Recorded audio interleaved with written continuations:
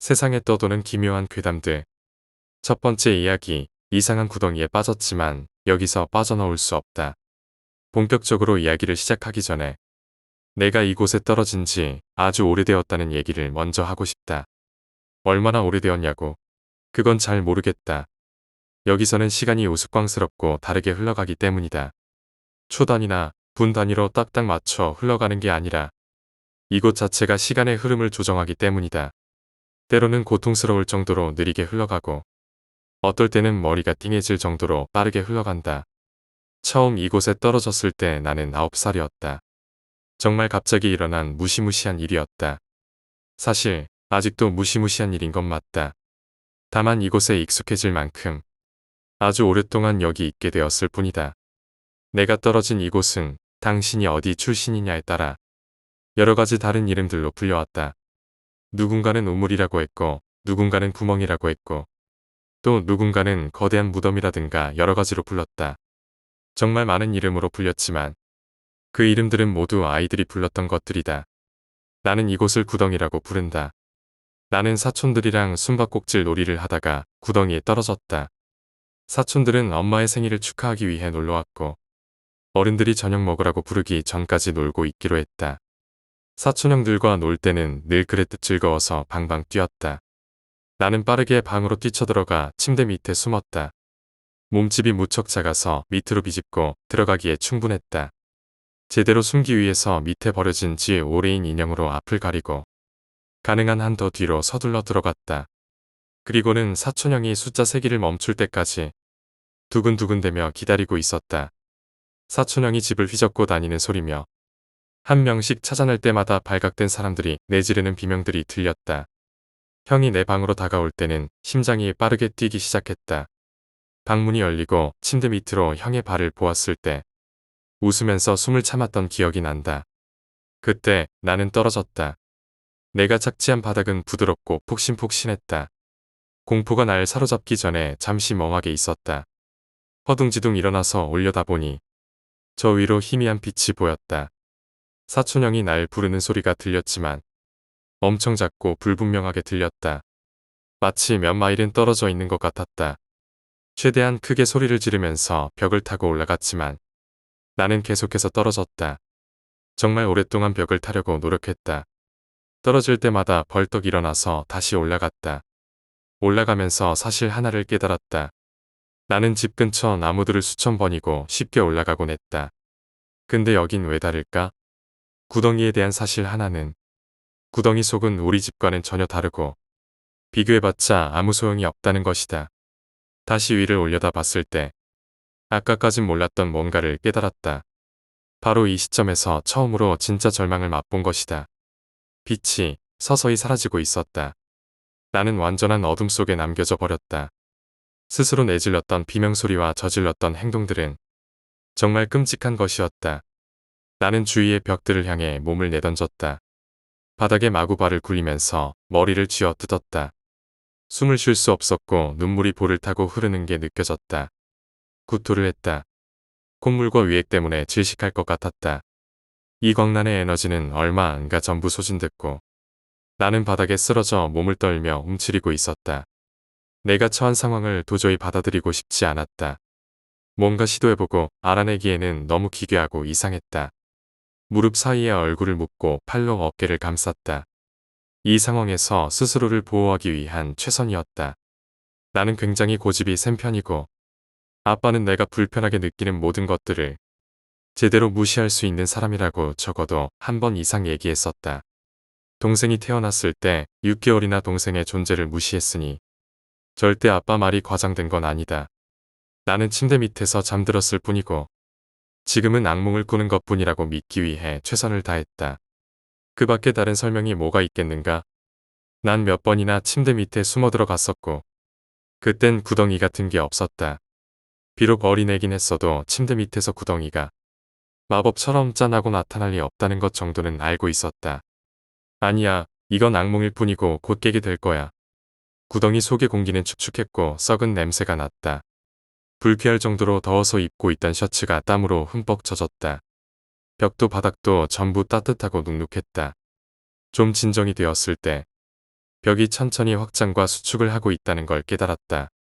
바닥은 가끔씩 올라왔다 내려갔고 움찔거리기도 했다. 이상하게 들리겠지만 마치 누군가의 목구멍 속에 앉아있는 것 같았다.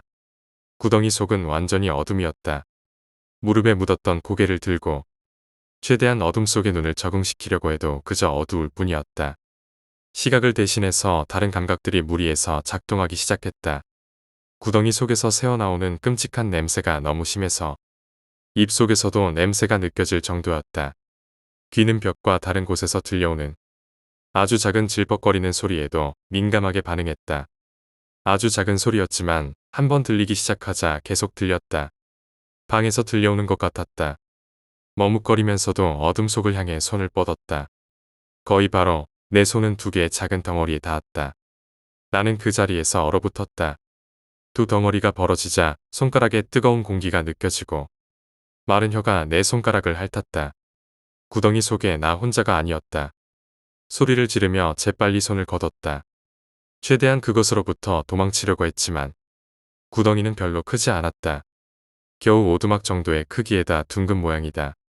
벽을 가이드로 삼아 움직였지만 결국 내가 도망치려고 했던 그것에게로 돌아갔다. 얼어붙은 상태로 그것이 다가와 소리를 지르고 공격을 해올 거라 생각했지만 아무 일도 일어나지 않았다. 그것은 숨은 쉬어도 전혀 움직이지 않았다. 움직이길 기다려봐도 움직이지 않았다. 그것이 내게 우호적인지 알아보기 위해 말을 걸어볼까도 생각했지만 너무 두려웠다. 나는 그것이 뭔지 볼 수 없지만 그것 역시 날 볼 수 없는지는 확실하지 않기 때문이다. 내 생각으로는 그것이 날 똑바로 보며 입맛을 다시다가 내가 잠들면 덤벼들려고 기다리는 것 같았다. 그것도 나처럼 이곳에 떨어진 걸까? 벽에는 어떤 문도 나 있지 않았다. 내가 아는 한 이곳을 나가는 유일한 방법은 올라가는 것뿐이었지만 지금은 사라져버리고 없는 상태다.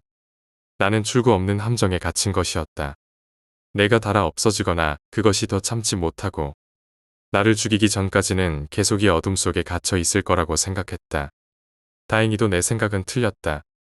시간이 조금 흐른 뒤에 머리 위에서 옅은 빛이 다시 새어 들어왔다.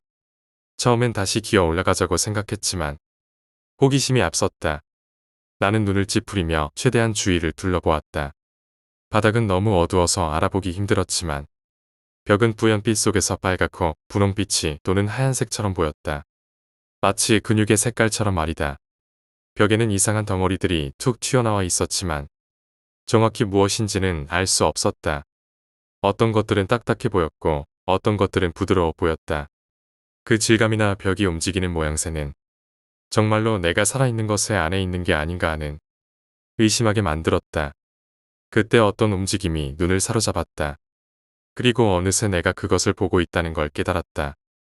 그것은 내 나이 또래의 여자아이였다. 예전에는 분명 예뻤겠지만 지금은 더 이상 예쁘다고 말하기 힘들었다. 여자애의 머리카락은 검고 양갈래로 따여 등 뒤로 늘어뜨려졌다. 피부는 창백한 회색이었고 몇 군데가 썩어 들어가고 있었다.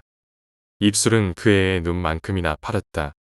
여자애는 날 보며 웃었고 썩은 이가 드러났다.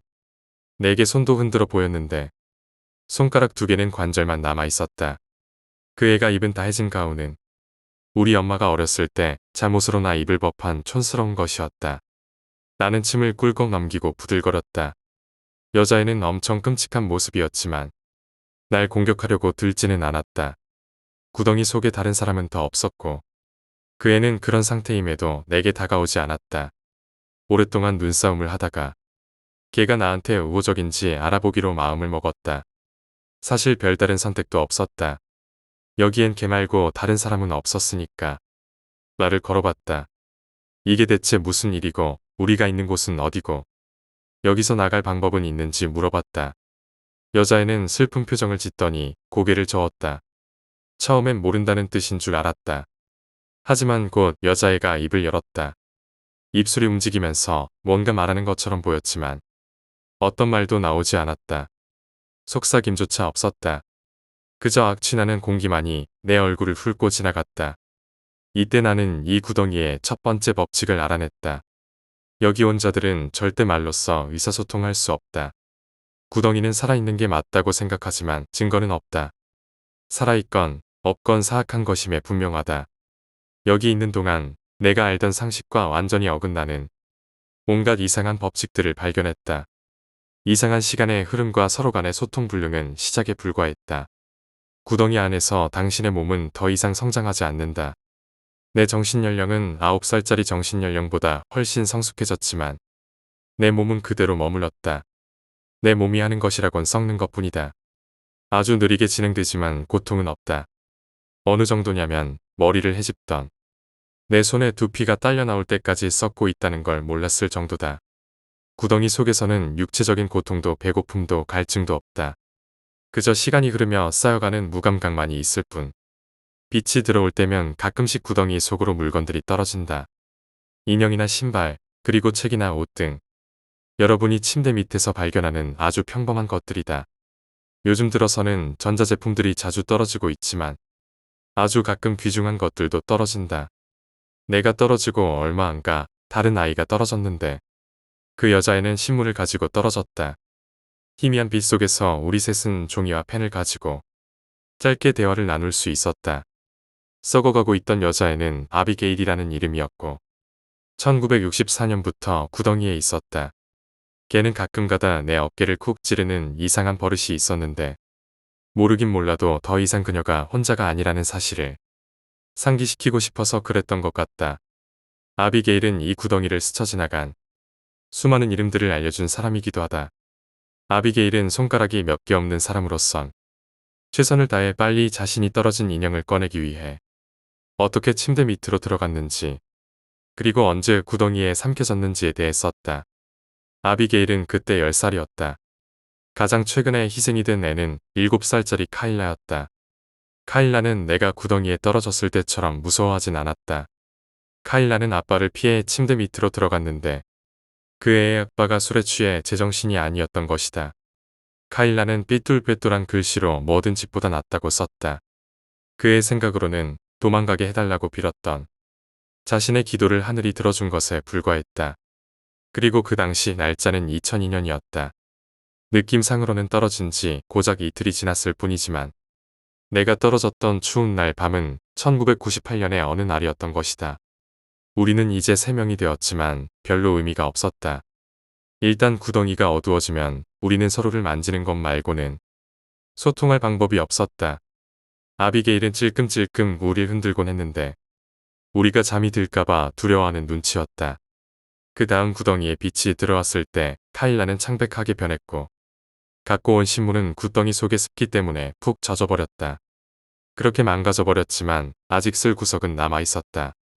아비게일은 메릴랜드에 살고 있었고 카일라는 텍사스에서 왔다. 그리고 나는 뉴잉글랜드에 있었다.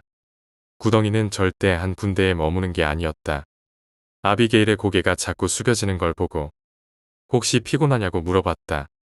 아비게일은 그 질문에 충격을 받더니 어떤 경우에라도 절대 잠이 들면 안 된다고 우리에게 경고했다. 잠이 들면 지는 거라고 썼다. 거기에 대해 좀 더 캐물었지만 아비게일은 입을 꾹 다물었다. 빛이 다시 사라질 때까지 우리는 모두 벽을 기어오르면서 시간을 보냈다. 벽을 기어오르는 것은 쉽지 않다. 습기 때문에 축축하고 붙들고 있기도 힘들다. 아비게일이 더 힘들어했다. 손 상태가 말이 아닌데다 발 상태는 더 안 좋았다. 내 어깨에 아비게일을 받치고 들어올리려고 시도해보았지만 그 애는 더 높이 올라가지는 못했다. 그런 상황이어도 아비게일은 우리 셋 중에 가장 나가려는 의지가 강했다. 카일라는 우리들 중에 가장 사정이 나았다. 몸놀림이 재빠르고 다람쥐처럼 벽을 타고 오를 수 있었다. 만약 카일라가 정말 원했다면 아마 탈출할 수 있었을 것이다. 하지만 카일라는 구덩이를 좋아하는 쪽에 가까운 유일한 아이였다. 카일라의 가장 큰 공포는 구덩이에 갇히는 게 아니라 아빠의 분노였다. 대부분의 사람에게 구덩이는 감옥이지만 카일라에게는 탈출구였다. 어둠이 다시 찾아오면 그 애들의 손을 꼭 잡았다. 이곳에 와서 생긴 버릇이었다. 나는 혼자가 아니라는 걸 상기시키기 위한 슬픈 시도였다. 좀 진정이 되고 그 애들의 숨소리가 들리면 손을 놔주었다. 그리고는 그저 앉아서 허공을 바라보며 시간을 보냈다. 가끔 나를 쿡쿡 찌르는 아비게일도 느끼면서 어떤 때는 노래도 부르고 혼잣말도 했다. 내가 한때 노래도 부르고 말도 했었다는 걸 기억하기 위해서다. 내가 구덩이에 대해 가장 간과했던 부분이 이 순수한 지루함이었다. 지루함을 떨쳐내기 위해 공상을 하곤 했다. 내가 가장 좋아하는 추억들을 끊임없이 되새기고 가족들에게 돌아간 채 하는 것이다. 내 꿈속에서 사는 데에 도사가 되어버렸다. 공상을 너무 심하게 하는 바람에 아비게일의 숨소리가 점점 희미해지고 그 애의 쿡쿡 찌르는 손도 약해져 간다는 걸 깨닫지 못했다. 그 애의 손이 영원히 날 찌르지 못하기 전에 말이다. 그 다음 구덩이에 빛이 들어왔을 때 아비게일은 사라져 있었다. 카일라와 나는 아비게일을 찾으러 다니다가 아비게일의 몸 일부가 벽에서 튀어나와 있는 걸 발견했다. 포기해버리고 잠이 들어버린 희생양을 구덩이가 집어삼킨 것이다. 그 무시무시한 진실이 날 각성시켰다. 다시 어둠이 찾아왔을 때 나는 무척 예민해져 있었다. 계속 카일라를 깨우려고 했지만 카일라는 나보다도 어렸고 구덩이 밖으로 나갈 아무런 이유도 없었다. 아비게일이 사라지고 얼마 안 가 카일라도 평화롭게 벽 속에 파묻혔다. 신문만 남기고서 카일라 이후로도 많은 아이들이 구덩이로 떨어졌다. 4살부터 12살까지의 남자애들과 여자애들. 구덩이에 대해 설명하려고 최선을 다했지만 카일라의 신문이 너무 젖어 잉크가 알아보기 힘들 정도로 번져버렸다.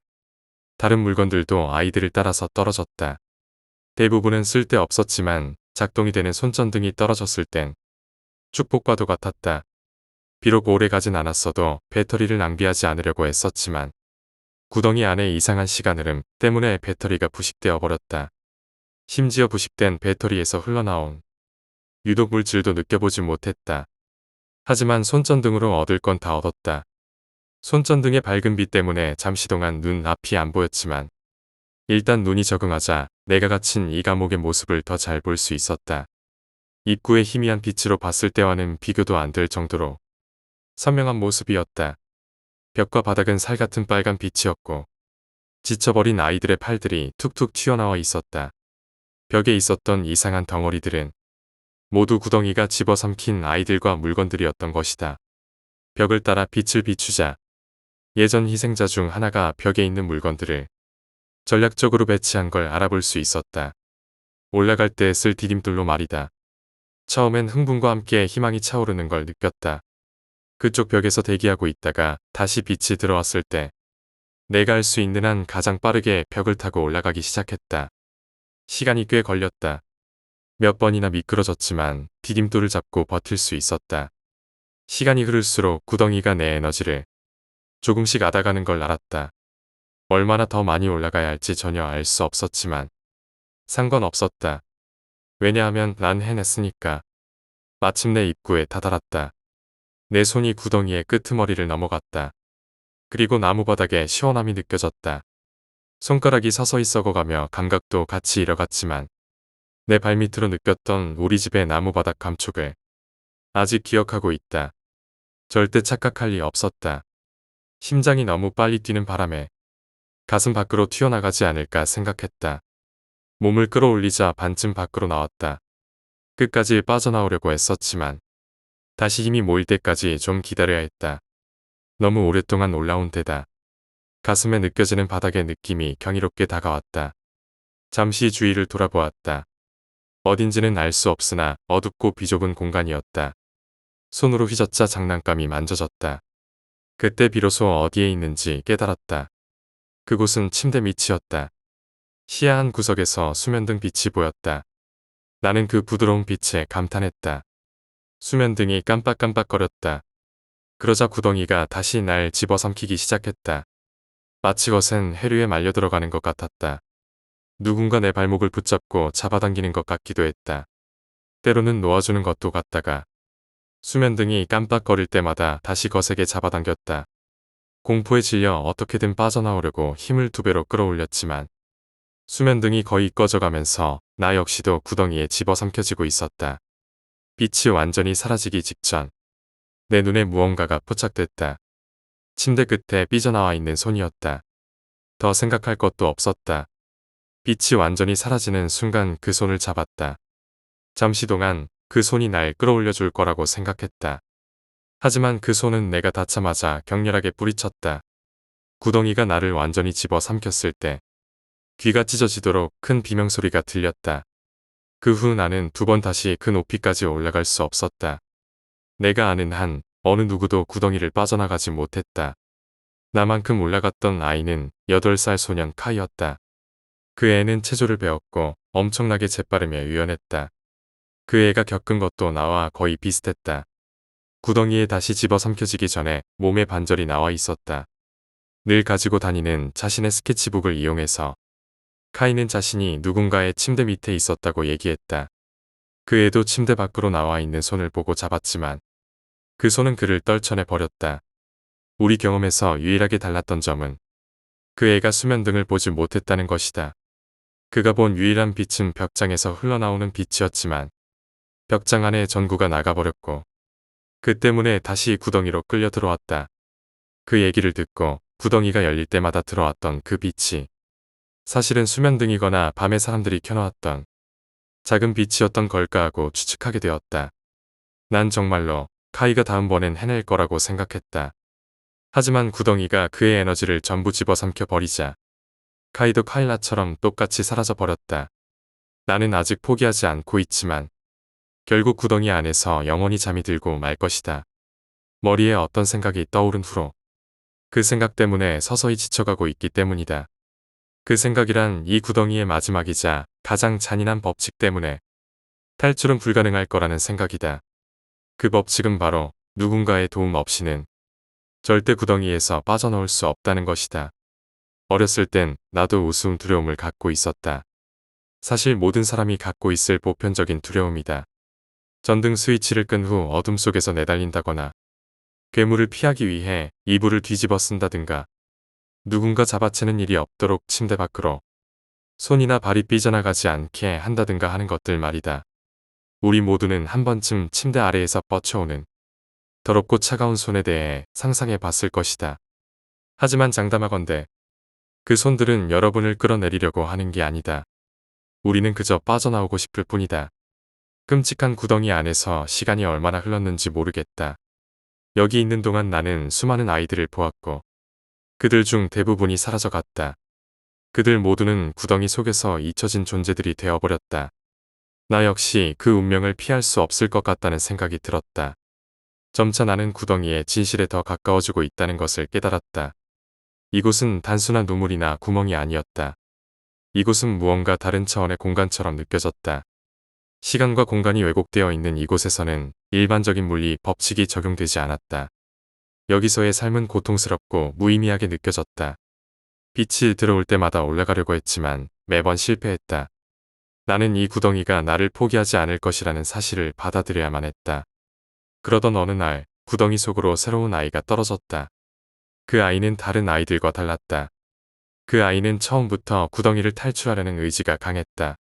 그 아이와 나는 함께 탈출 계획을 세웠다. 우리는 구덩이 벽에 있는 디딤돌을 이용해 올라가기 시작했다. 그 아이는 놀라운 기술로 벽을 타고 올라갔고 나는 그 뒤를 따랐다. 마침내 우리는 구덩이의 입구에 도달했다. 하지만 그 순간 나는 끔찍한 진실을 깨달았다. 구덩이의 입구는 다른 어떤 세계와 연결되어 있었다. 우리가 떨어진 곳은 우리가 알던 세계가 아니었다. 그곳은 이상하고 기괴한 세계였다. 그 세계는 우리를 받아들이지 않았다. 우리는 다시 구덩이 속으로 끌려 들어갔다. 우리의 모든 노력은 헛된 것이었다. 나는 다시 구덩이 속으로 떨어졌고 그 아이는 사라졌다. 나는 이제 혼자 남겨진 것이다. 나는 이제 이 구덩이에 잊혀진 존재 중 하나가 되어버렸다. 이 구덩이는 나를 포기하지 않을 것이다. 나는 여기에 영원히 갇혀 있을 것이다. 나의 공포와 절망은 이제 이 구덩이의 일부가 되었다. 두 번째 이야기, 집안의 저주. 친구는 깊은 산속 마을에서 살았다고 합니다. 그 마을에서는 지주 집안이 권력을 잡고 있어 일부에서는 숭배받았다고 합니다. 당시 친구는 그 집안이 비정상적이라고 생각했다고 합니다. 너무나도 완벽했기 때문이었습니다. 친구는 자신이 겪은 이야기를 들려주었습니다. 친구네 집은 마을에서 평균보다 조금 괜찮은 정도의 위치였다고 합니다. 마을 노인들은 누구나 지주 집안을 숭상했습니다. 당시만 해도 친구가 말하길 마음에 안 들지만 전 녀석들은 다들 상당히 실력이 있어. 시험에서 다들 만점 가까이 맞으니까 성적도 좋고 운동신경도 뛰어나서 마라톤을 뛰어도 거의 1등이지. 하지만 뭔가 이상해. 적어도 30년간 저런 완벽한 사람들만 이어져 왔다는 건데 지주 집안은 아이가 많이 태어나는데 어떻게 모자라는 사람이 한 명도 없는 거지? 이렇게 의문을 품고 있었답니다. 나는 사실 어디서 뛰어난 아이들만 모아온 거 아닐까? 하고 의문을 제기했습니다. 하지만 친구는 고개를 저었습니다. 아니, 지주 집안에서는 아이가 태어나면 반드시 작게나마 잔치를 벌여. 확실히 20살쯤 돼서 도시로 나가는 사람도 있지만 그 사람들도 연말연 시에는 다들 귀성을 하거든. 오히려 집에 남아있는 녀석들이 더 이상했어. 거의 얼굴도 비추지 않고 연말연 시에도 그늘 사이에서 슬쩍 보이는 정도였으니까 집안에서 마을과 관련된 중요한 일들을 맡아보는 사람들일 텐데 아무리 봐도 정작 마을을 떠난 사람들보다 무능해 보인단 말이지. 나는 그것을 봐버리고 말았지만 말이야. 친구의 표정이 갑자기 어두워지더니 한숨을 푹 내쉬었습니다. 마치 기억하고 싶지 않은 것을 떠올린 듯한 표정이었습니다. 친구는 천천히 말하기 시작했습니다. 지주 집안에서 죽은 사람이 나와서 장례식을 치르던 날이었지. 나는 아직 미성년자였지만 술을 얻어마셨다가 골아떨어지고 말았지. 그래서 그 집에 하룻밤 묵게 됐는데 밤중에 문득 잠이 깨서 화장실에 갔어. 지준의 집은 넓고 어두웠습니다. 친구는 처음 오는 집인데다 술 기운도 남아 있었던 탓에 길을 잃고 말았다고 합니다. 화장실이 어딘지 도저히 모르겠어서 왔던 길을 되돌아가려는데 뒤쪽에서 터벅터벅하고 발소리가 들렸습니다. 아니, 발소리를 아기에는 걷고 있는 게 아닌 것 같았습니다. 뭐라고 할까? 튀어오르고 있는 것 같은 소리랄까? 그게 점점 다가오고 있었답니다. 소리가 가까워지면서 무언가를 끄는 듯한 소리도 들려오기 시작했습니다. 무서워진 친구는 가까이 있던 벽장에 들어가 문틈으로 바깥을 살폈습니다. 소리의 정체는 사람이었습니다. 안심하고 화장실이 어딘지 물어보려던 순간 친구는 공포에 사로잡혀 얼어버리고 말았습니다. 그 사람은 검은 옷을 입은 채 얼굴에는 가면 같은 것을 쓰고 있었습니다. 다리는 하나가 없었습니다. 그런데 손에 다리 하나가 들려있더라는 겁니다. 너무 충격적이라 친구는 숨조차 쉴 수 없었다고 합니다. 하지만 그 덕인지 검은 옷을 입은 것은 친구를 알아차리지 못했습니다. 그리고 그대로 외발로 터벅터벅 아무런 말 없이 복도 안쪽으로 사라졌습니다. 그날 밤 친구는 잠도 제대로 못 이루고 이불 속에서 벌벌 떨었다고 합니다. 날이 밝은 뒤 어젯밤 일을 누군가에게 말해야 할지 친구는 고민했습니다. 결국 호기심이 동해 지준의 집에서 가장 믿을 수 있는 사람에게 털어놓았다고 합니다. 그 사람은 정말이냐? 조금 기다려다오. 라고 말한 뒤 집 안으로 뛰어들어가서는 5분 정도 있다 돌아왔습니다. 미안하구나. 결국 그걸 봐버렸구나. 가능하면 잊어줬으면 좋겠지만 직접 그걸 봐버렸으니 그것도 무리겠지. 오늘은 그만 돌아가거라. 다음에 이야기하겠지만 트라우마는 적을수록 좋을 테니. 이틀 뒤 그 사람에게서 들은 이야기는 믿을 수 없는 것이었습니다. 그 검은 옷을 입은 것은 대대로 지주 집안에 씌어있는 귀신이라는 것입니다. 그 녀석이 홀로 무언가를 하는 것은 아니지만 어느 조건에 맞는 사람에게 씌어서 어느 조건에 맞는 사람에게 무언가를 한다고 합니다. 그 조건에 대해서는 듣지 못했지만 상상하기 어렵지 않았습니다. 귀신은 집안의 낙오자에게 씌이는 거겠죠. 그리고 낙오자 후보에게 낙오자의 낙인을 찍는 겁니다. 낙오의 조건은 스펙이 모자라는 사람이죠. 그들에게 검은 옷을 입은 놈이 낙인을 찍어버리는 겁니다. 그 탓에 지주 집안 사람들은 모두 우수했던 겁니다. 다들 필사적으로 노력했겠죠.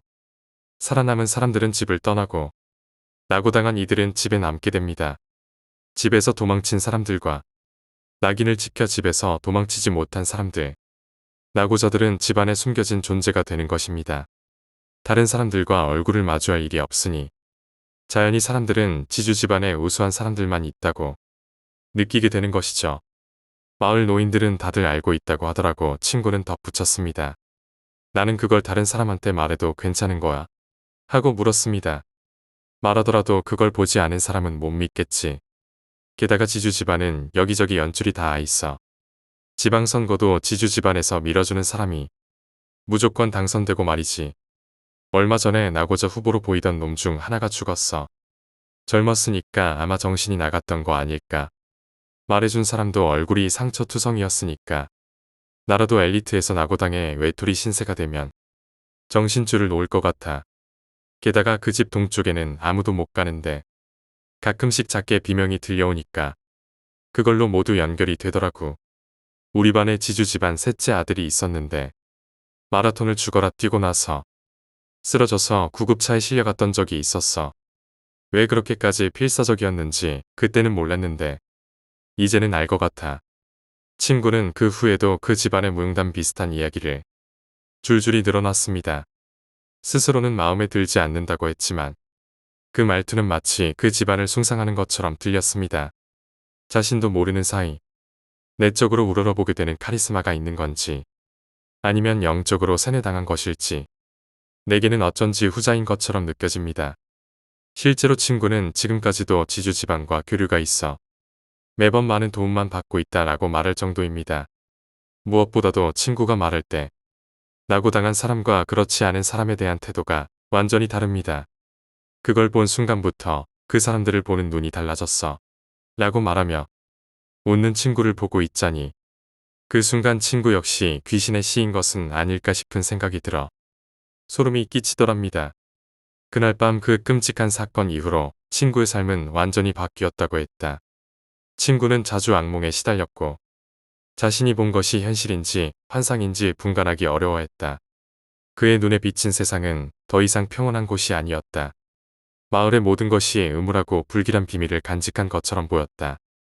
친구는 지주 집안의 비밀에 대해 더 깊이 알고 싶어 했다. 그는 그들이 숨기고 있는 뭔가를 알아내기 위해 조사를 시작했다. 하지만 그가 얻은 정보는 더욱 그를 혼란스럽게 만들었다. 지주 집안의 낙오자들은 마을 사람들에게 완전히 잊혀진 존재가 되어버렸다. 그들은 존재조차 인정받지 못하고 마을의 어두운 그늘 속에서 사라졌다. 어느 날 친구는 지주 집안의 한 폐가에서 무언가를 발견했다고 했다. 그곳은 마을 사람들이 가지 않는 곳이었고 그 안에서 그는 끔찍한 광경을 목격했다. 폐가의 한 방에는 낡은 사진들과 함께 마을 사람들의 이름이 적힌 무덤비 같은 것들이 있었다. 그리고 그중 몇몇은 친구가 알고 있는 사람들의 이름이었다. 친구는 그곳에서 빠져나오기 위해 발버둥 쳤지만 어둠 속에서 누군가의 손이 그의 발목을 붙잡는 것을 느꼈다. 그는 겨우 그곳을 탈출했지만 그날 이후로 그의 정신 상태는 더욱 악화되었다. 그는 자신도 언젠가 그 무덤비 중 하나가 될지도 모른다는 두려움에 시달렸다. 이 모든 것이 지주 집안의 귀신의 저주 때문인지 아니면 그들의 어두운 비밀 때문인지 아무도 알 수 없었다. 친구는 결국 도쿄로 떠났지만 그의 마음속에는 여전히 그 마을과 지주 집안의 그림자가 남아 있었다. 그의 눈빛은 더 이상 예전과 같지 않았다. 그는 마치 다른 세상에서 온 사람처럼 보였다. 친구의 이야기는 여기서 끝나지만 그가 겪은 공포와 괴로움은 계속될 것이다. 그 마을의 어두운 비밀은 여전히 그늘 속에 숨겨져 있고 친구는 그 비밀에 사로잡힌 채 살아가야 한다.